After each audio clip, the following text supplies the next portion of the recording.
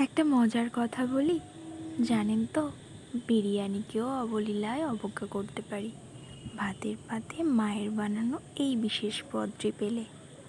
আমার মায়ের টিপস এবং ট্রিক্স মেনে এভাবে বানিয়ে দেখুন তো, এই পদটি আপনাদেরও একটি পছন্দের পদ হয়ে ওঠে কিনা। আজ বানাবো শিলে বাটা কচুপাতা চিংড়ি। তবে হ্যাঁ, যাদের গলা কুটকুটের ভয় পান তারা এভাবে অবশ্যই একবার ট্রাই করুন। প্রথমে খানিকটা জল ফুটে উঠলে তার মধ্যে লবণ আর খানিকটা লেবুর রস দিয়ে কচু পাতাটাকে মিনিট 5 খুব ভালো করে সিদ্ধ করে নিতে হবে।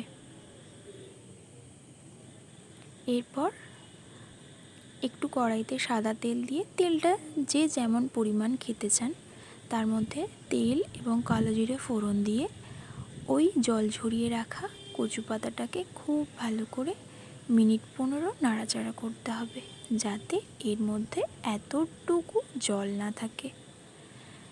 এবার সমস্ত জলটা শুকিয়ে নিয়ে আগে থেকে ভেজে রাখা চিংড়ি, লঙ্কা, রসুন সব কিছুর সাথে ভালোভাবে বেটে নিয়ে এভাবেও খেতে পারেন।